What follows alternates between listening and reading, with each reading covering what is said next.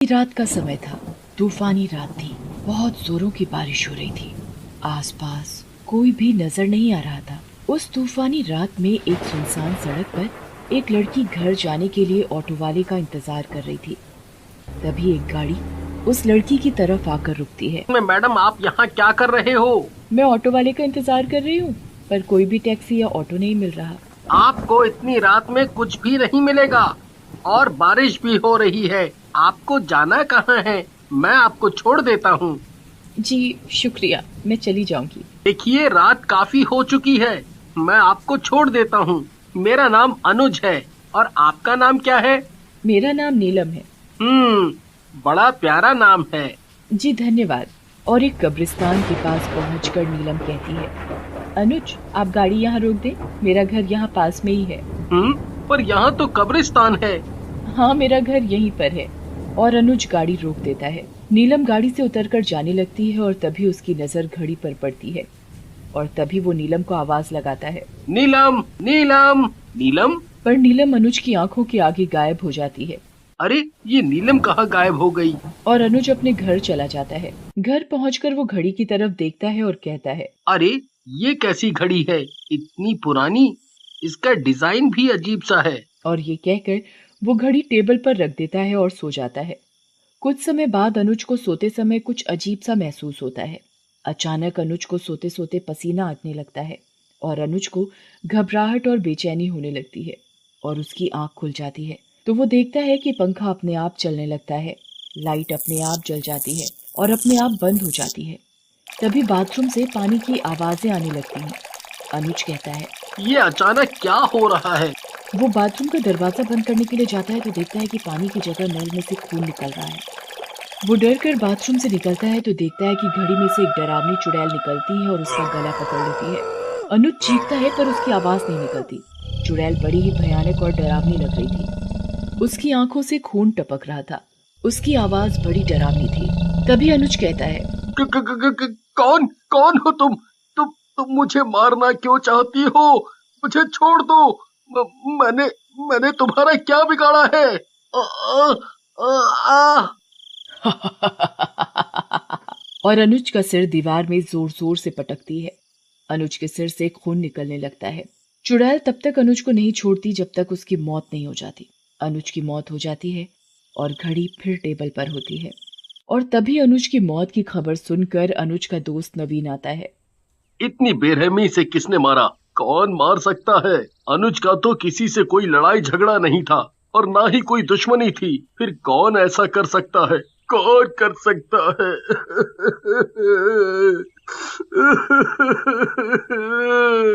मीना, मीना, जी अभी आई। मीना, बहुत जोरों की भूख लगी है। खाना लगा दो। जी अभी लगाती हूँ। मीना नवीन को आवाज लगाती है, खाना लग गया है, आ जाओ खाना खा लो। नवीन हाथ मुंह धोकर खाना खाने बैठ जाता है। तभी मीना कहती है, अरे ये घड़ी कहाँ से लाए?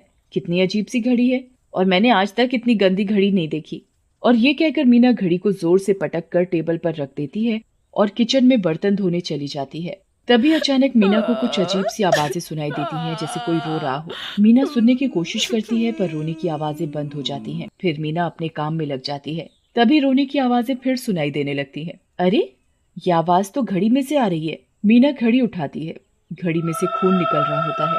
अरे ये घड़ी में से खून कैसे निकल रहा है? खून देखकर वो डर जाती है और उस घड़ी को फेंक देती है। तभी अचानक घड़ी में से चुड़ैल निकलती है। मीना चुड़ैल को देखकर घबरा जाती है। चुड़ैल चुड़ैल आवाज लगाती है। क्या बोल रही थी? कितनी गंदी घड़ी है, कितनी बेकार है। मैं तेरा ऐसा हाल करूंगी कि तेरी रूह तक कांपेगी। अरे मैंने तुम्हारा क्या बिगाड़ा है, मुझे छोड़ दो प्लीज। तभी चुड़ैल गुस्से से आग बबूला हो जाती है और मीना का अपने नाखूनों से सारा मुंह खरोच देती है। उसके मुंह से खून खून निकलने लगता है। मीना चीखती रह जाती है पर उसकी आवाज नवीन तक नहीं पहुंच पाती। मैं तुझे मारकर और ताकतवर बन जाऊंगी। और अपने दोनों हाथों से मीना का गला दबा देती है और घड़ी टेबल पर रखी होती है। अगली सुबह। मीना, मीना, ये तुम्हें क्या हो गया? तुम्हें किसने मार डाला? किसने मार डाला? मेरा क्या होगा? मैं तुम्हारे बिना कैसे रहूंगा?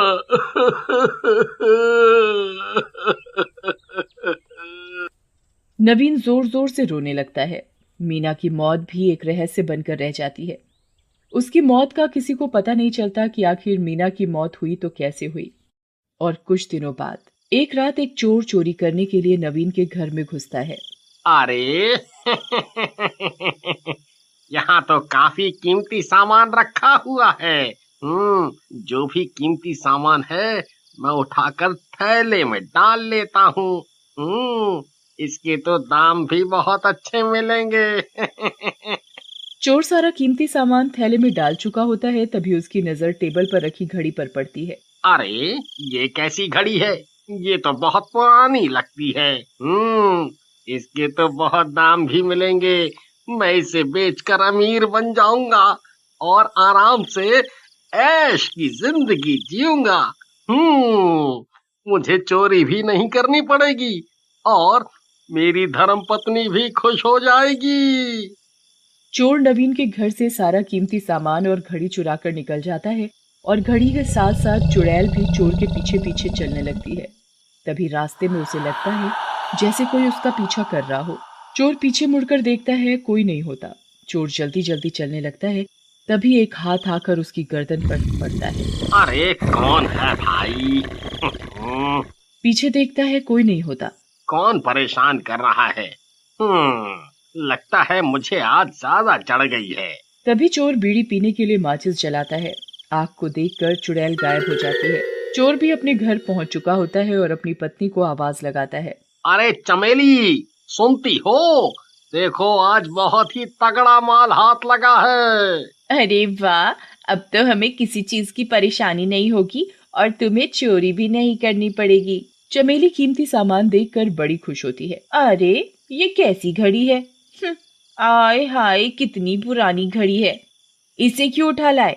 इसका तो दाम भी नहीं मिलेगा। अरे तुझे क्या पता, बाजार में पुराने सामान की बहुत कीमत मिलती है। अब तू ये सब छोड़ और खाना लगा दे। आज तो खाना भी स्वाद लग रहा है। लगता है खुशी के मारे कुछ ज्यादा ही खा लिया। मैं तो चला सोने। आज चैन की नींद सोऊंगा। हाँ हाँ, सो जाओ, मुझे तो अभी रसोई का काम निपटाना है। और चमेली रसोई में बर्तन धोने लगती है। तभी पीछे से चुड़ैल चमेली की चोटी पकड़कर खींचती है। अरे क्या हुआ? मेरी चोटी क्यों खींच रहे हो? पर कोई नहीं बोलता। अब क्या तुम्हारे मुंह में दही जम गई है? काम करने दो, बहुत काम पड़ा है और तुम्हें मजाक सूझ रहा है। पर कोई आवाज नहीं आती। चमेली पीछे मुड़कर देखती है तो उसके होश उड़ जाते हैं। एक भयानक चुड़ैल उसके पीछे खड़ी है। एक हाथ निकलकर चमेली की गर्दन पकड़ लेती है। क्या बोल रही थी? मैं कितनी पुरानी खड़ी हूँ और बेकार भी, मेरे कोई दाम भी नहीं देगा। चमेली का गला और जोर से घोटने लगती है। तुम कौन हो? मुझे छोड़ दो, मुझे मत मारो। छोड़ दूं? नहीं, कभी नहीं, मैं तुझे मार डालूंगी। जैसे चुड़ैल चमेली का सिर दीवार में मारती है तो चमेली का हाथ लालटेन पर लग जाता है और आग निकलने लगती है। आग देखकर चुड़ैल गायब हो जाती है। अजी सुनते हो? अरे मुझे चुड़ैल से बचाओ, ये चुड़ैल मुझे मार डालेगी। अरे भगवान, क्या हुआ? क्यों चिल्ला रही हो जैसे कोई चुड़ैल देख ली हो? हाँ हाँ, चुड़ैल ही है। और चमेली अपने पति को सारा वाकया बताती है और कहती है, कल ही हम तांत्रिक बाबा के पास चलेंगे। मैं एक पहुंचे हुए बाबा को जानती हूँ, वो ही हमें इस चुड़ैल से पीछा छुड़ा सकते हैं। अगले दिन तांत्रिक बाबा के पास पहुंचकर, बाबा हमें बचाओ, इस घड़ी में चुड़ैल है, ये तो हमारी जान के पीछे हाथ धोकर पड़ी है। क्या हुआ बालिके, तुम ऐसे क्यों कह रही हो? इस पुरानी घड़ी में ऐसा क्या है? बाबा, जो भी इस घड़ी की बुराई करता है, घड़ी उसे मार डालती है। ऐसी बात है क्या? चलो मैं भी इस घड़ी की बुराई करके देखता हूँ। बाबा भी घड़ी की बुराई करने लगते हैं। हाय हाय हाय हाय हाय हाय, ये कैसी घड़ी है? इतनी बुरी घड़ी तो मैंने आज तक अपनी जिंदगी में नहीं देखी। तभी घड़ी से चुड़ैल निकलकर बाबा के सामने आ खड़ी होती है। कौन है जो मेरी बुराई कर रहा है? मैं सबको मार डालूंगी, किसी को भी जिंदा नहीं छोड़ूंगी। बाबा तभी चुड़ैल के ऊपर गंगा जल डालता है और उससे पूछता है, ऐ घड़ी वाली चुड़ैल, तू इस घड़ी में क्या कर रही है और सबको क्यों मार रही है? अरे इस घड़ी ने ही मेरी हंसती खेलती जिंदगी बर्बाद कर दी। क्यों? कैसे? मैंने अपनी सहेली को ये घड़ी तोहफे में दी थी। कुछ समय बाद उसके घर में सबकी मौत हो गई और सब लोग इस घड़ी को ही उनकी मौत का कारण बता रहे थे और मुझे मुजरिम। मैंने इसी चक्कर में फांसी लगा ली और तभी से मेरी आत्मा इस घड़ी में है और जो भी इस घड़ी को उल्टा बोलता है मैं उसकी जान ले लेती हूँ। बाबा चुड़ैल की आत्मा को शांति देता है और उस घड़ी को पीपल के नीचे दबा देता है।